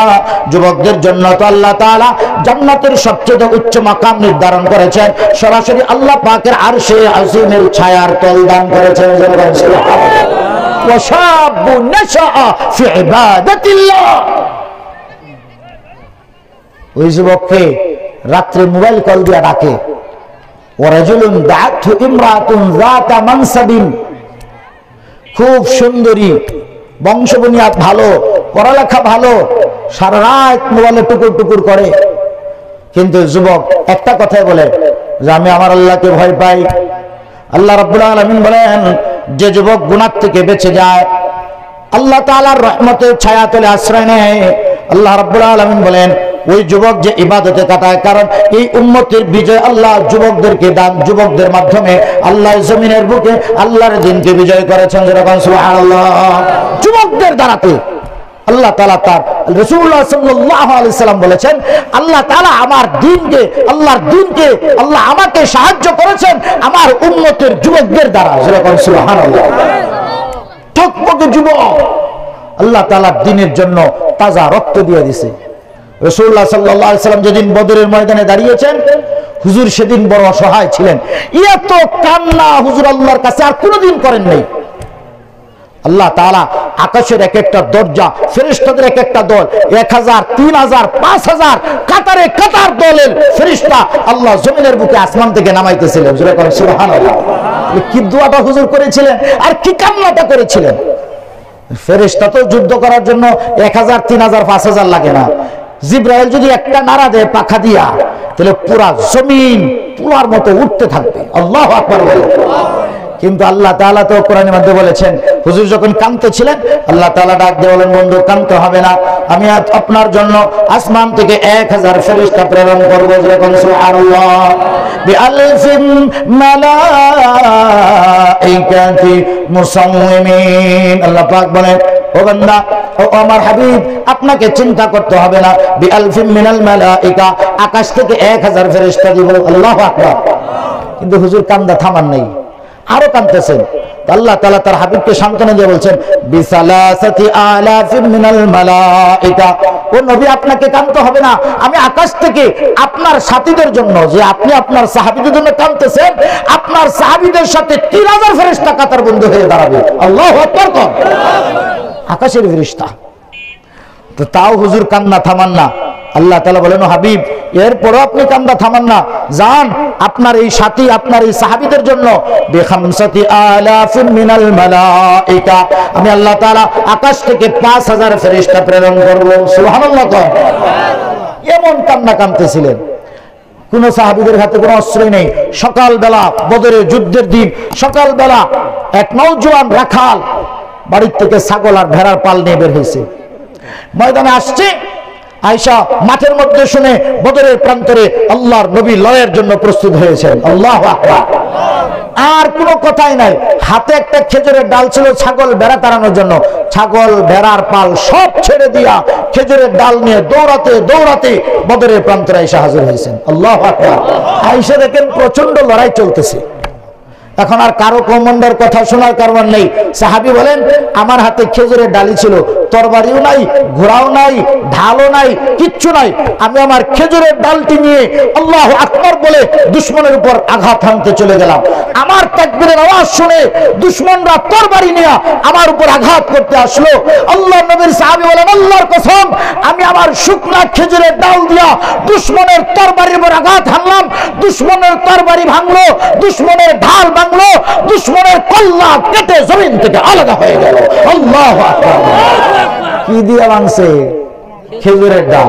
আরো জোরে বলেন, আরো জোরে বলেন। আল্লাহ তাআলা বলেছিলেন, বদরের যুদ্ধে যেদিন তোমরা হাত উঠাইছিলে এদিন তোমাদের হাত ছিল না। ইয়াদুল্লাহি ফাওকা আইদিহিম, আমি আল্লাহ তোমাদের হাতের উপরে হাত রেখে দিয়েছিলাম। সুবহানাল্লাহ। খেজুরের ডাল দুশমনের ধারালো ভারী অস্ত্র কি করে ভেঙে দুশমনের কল্লা কাটে। আল্লাহু আকবার। ঠিক আরেকজন পারস্যের রাজ দরবারে দুইজন সাহাবী নিয়ে গেছেন দাওয়াত। তো পারস্যের রাজ দরবারে মাথা অবনত করে ঢুকতে হয়। দূর সফর করে মদিনা থেকে আল্লাহর হাবিবের দুই সাহাবী গেছেন, যারা কাপড়ে চুপড়ে ময়লা, চেহারে সবুজকো খুশকো, মাথায় ময়লা পাগড়ি। আর সাহাবা কেরাম দাঁড়াইছেন, ওরা বাধা দিছে, বলছে আমরা এইভাবে না, আমরা আমাদের কায়দায় প্রবেশ করবো, তোমাদেরকে ঢুকতে দেওয়া হবে না। আল্লাহ নবীর সাহাবীরা বলেন, তাহলে আমাদের হাতে তরবারি আছে, তোমাদের সাথে লড়াই করে আমরা প্রবেশ করবো। আল্লাহু আকবার। পারস্যের রাজ দরবারের এত বিশাল বাহিনীর সামনে দুইজন সাহাবী তাদের তরবারি দেখায়।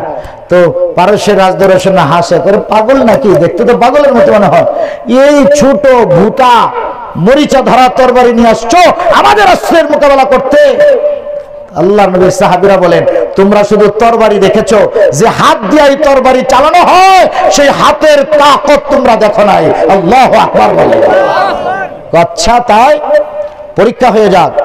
আল্লাহ নবীর সাহাবীরা বলেন, যদি এই তরবারি পরীক্ষা করতে চাও তাহলে তোমাদের নিরাপত্তার জন্য রাজ দরবারের সবচাইতে প্রতিরক্ষার মজবুত যে ঢালটা আছে সেটাই আনো। পারস্যের রাজ দরবারের সবচেয়ে মজবুত ঢাল নিয়ে পারস্যের সৈন্যরা দাঁড়িয়েছে। আল্লাহর নবীর সাহাবী তাদের এই ভুটা মরিচা ধরা তরবারিটা দিয়া দুইটা আঘাত হানেন নাই, শুধু একটা আঘাত হেনেছেন। আল্লাহু আকবার বলে তরবারি দিয়ে একটা আঘাত হেনেছেন, চোখের পলকে সবচেয়ে মজবুত ঢালটি ভেঙে খান খান হয়ে গেছে। আল্লাহু আকবার বলে। কারণ মুসলমানরা অস্ত্র দিয়া লড়াই করে না। ও আল্লাহর বান্দারা, ঈমানওয়ালারা যে ময়দানে নামে অস্ত্রের বলে নয়, ঈমানের বলে নামে। উলামায়ে কেরাম যে কথা বলেন, আওয়াজ দেন, কাউকে লাঞ্ছিত করার জন্য নয়, সমস্ত উম্মতকে জাহান্নামের আগুন থেকে বাঁচানোর জন্য। কথা ঠিক কিনা বলেন? উলামায়ে কেরাম চান কেউ যেন জাহান্নামে না যায়, সবচেয়ে ঈমানের রাস্তায় আসে, জাহান্নামের আগুন থেকে বাঁচানোর জন্য উলামায়ে কেরাম রাস্তায় চিল্লা চিল্লি করে তাদের রক্তগুলো জমিনে ঝরায়। আল্লাহর হাবিবের এই এতিম উম্মতকে জাহান্নামের আগুন থেকে বাঁচানোর জন্য। হায় আফসোস, হায় আফসোস, যদি জাতি এই উলামায়ে কেরামদের কদর না করে, এই কোরআন ওয়ালাদের কদর না করে, কোরআন ওয়ালাদের ইজ্জত না করে, আল্লাহর কোরআনকে যদি লাঞ্ছিত করা হয়, তো আল্লাহ তাআলা কওমে লূতের মতো এই জমিনকে জির ও জের বানায়া দিতে পারেন, জের ও জবর বানায়া দিতে পারেন। কারণ এই জমিনের নিচে আগুন, এই জমিনের উপরে আগুন। কথা ঠিক কিনা বলেন? আমাদের গ্যাসের লাইন একটা শুনতে পারি না, গলা শুনতে পারি না, বুঝতে পারি না, কালেকশন একবারে পারি না। অত রুমাল দিব না শুধু গালি নাকি? বাহ, বলছিলাম যদি একটা বিল্ডিং ভাঙিয়ে একটা আরেকটার উপর পড়ে, তো রাস্তায় তো সরু, বাঁচানোর জন্য যে একটা পানির গাড়ি যাবে তারও রাস্তা নাই। কথা ঠিক কিনা বলেন? একটা রানা প্লাজা ভেঙে পড়েছিল, পররা দেশ কিয়ামতের মতো হয়ে গিয়েছিল। আল্লাহ তাআলা যদি জমিনকে বলেন, এ জমিন জিলজাল করে, মাটি চিৎকার করে বলে, আয় আল্লাহ, তোমার নাফরমানেরা তোমার সাথে নাফরমানি করে, তোমার জমিনের উপরে নাফরমানি করে, আর তোমার বিরুদ্ধে স্লোগান দেয়, আমার একটা অনুমতি দাও, আমি শুধু একটা কাঁপুনি দেব। আল্লাহ বলেন জমিন না না, সমুদ্র চিৎকার করে বলে আল্লাহ তোমার নাফরমানেরা তোমার জমিনের উপরে থাকে, অশেষে নিয়ামত তাদের জীবন পানি পান করে, তুমি এই সমুদ্রের লোনা পানিকে বাতাসের আকারে ভাসায় নিয়া আকাশের ভিতরে কুদরতি মেশিন দিয়া তুমি সেটাকে মিষ্টি বানাও। সমুদ্রের পানিকে লবণাক্ত পানি কোথাও পড়লে পুরো ছাই হয়ে যেত, আল্লাহ রাব্বুল আলামিন সমুদ্রের পানিকে বাতাসের আকারে আকাশের উপরে উঠায়া আমাদের মাথার উপরে উঠায়া মিষ্টি পানি বানায়া আল্লাহ তাআলা আমাদের ক্ষেত খামারে ঘর বাড়িতে পুষ্করিণীতে নদীতে সব জায়গায় পানি ছিটায় দেন। সমুদ্রে ডাক দিয়ে বলে আল্লাহ তোমার নাফরমানেরা তোমার নিয়ামতকে তোমার নাফরমানি করে আর গাদ্দারি করে, আমার একটা অনুমতি দাও, আমি আমার এই সমুদ্রের গর্জন দিয়া তোমার জমিনের উপর একটা ধাক্কা দিবার চাই। কি মনে করেন সমুদ্রে যদি একটা ধাক্কা দেয় কোনো উপায় থাকবে? বলেন থাকবে? ওই জাপানের কি বড় বড় বিল্ডিং গুলো কত ভূমিকম্প সহনীয় করে বানিয়ে রেখেছিল, আল্লাহ তাআলা সমুদ্রে কি একটা ধাক্কা দিবেন, কচু গাছে ধারালো ব্লেড দিয়ে কাটলে যেমন কাটা পড়ে এমন কেটে নিয়ে ভাসায় গেছেন, কেউ জড়াইতে পারে নাই। কথা ঠিক কিনা বলেন? এই যে নাফরমানি গলে চলে, এই যে ঢাকা শহর, এই যে আমাদের দেশগুলো ঘরে উঠছে, যে বসতি ঘরে উঠছে, আল্লাহ যদি জমিনকে বলেন এ জমিন একটা কাপড় নিয়ে দাও, তাহলে বাঁচার কোনো পথ আছে? যারা বলেন পথ আছে? সুতরাং আল্লাহর নাফরমানি ছাড়তে হবে, আল্লাহর হুকুম মানতে হবে। আমার আল্লাহ যেমন বড়, আমার আল্লাহর কালামত তত বড়। কথা ঠিক কিনা বলেন? রহ গয়া है रस्म आज़म रूह बिलाली न रही, रह गया है रस्म आज़म रूह बिलाली न रही, फलसफा रह गया है तलकीन गजाली न रही, फलसफा रह गया है तलकीन गजाली न रही। ओ जमाना मुअज़्ज़ज़ थे आमिले कुरआन होकर, अब हम जलील खार हुए तारिके कुरआन होकर। আচ্ছা আমাদের এই লাঞ্ছনার জিন্দেগি এর একমাত্র কারণ হলো আমরা আল্লাহর কোরআনের ইজ্জত ছেড়ে দিয়েছি। কথা ঠিক কিনা বলেন? দুইটা জিনিস আজ আমাদের ব্যাপক করা দরকার। একটা হচ্ছে আল্লাহর কোরআনের যথাযথ ইজ্জত, এটা প্রত্যেককেই করতে হবে। করতে রাজি আছে ইনশাআল্লাহ? আল্লাহর কোরআনের যথাযথ ইজ্জত সম্মান করি, আল্লাহর কোরআনকে মারি মুখ দিয়ে নয়। আল্লাহর কোরআনের সর্বোচ্চ ইজ্জতের জায়গা হলো আল্লাহর হুকুমকে আল্লাহর জমিনে বাস্তবায়ন করা। রাজি আছেন? দুই নম্বর আল্লাহর কোরআনের খিদমত। দুই নম্বর কি? আল্লাহর কোরআনের এক নম্বর আল্লাহর কোরআনের ইজ্জত, এটা ধনী গরিব ছোট বড় সকলকে সকল জায়গা থেকে করতে হবে, এটা আল্লাহর কোরআনকে ইজ্জত করা। দুই নম্বর আল্লাহর কোরআনকে খিদমত করা, যথাসাধ্য আল্লাহ পাকের কোরআনকে খিদমত করা। আমার ভাইরা, এই গ্রামগঞ্জে ছোট ছোট মাদ্রাসাগুলো যদি না থাকতো, আমাদের সন্তানদের নামে মুসলমান থাকতো কিন্তু কর্মে ঈমান হারা হয়ে বেঈমান হয়ে যেত। কথা ঠিক না বলে? সুতরাং এই মাদ্রাসাগুলো আমাদের সন্তানগুলোকে এখনো বাঁচায় রাখছে ঈমানের রাস্তায়, মুসলমানি সন্তান হিসেবে এখনো জমিনের উপর টিকে আছে।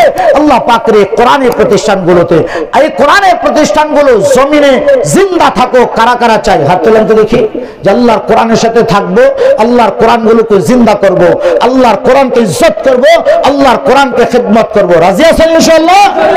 আল্লাহ আমাদের তৌফিক দান করেন।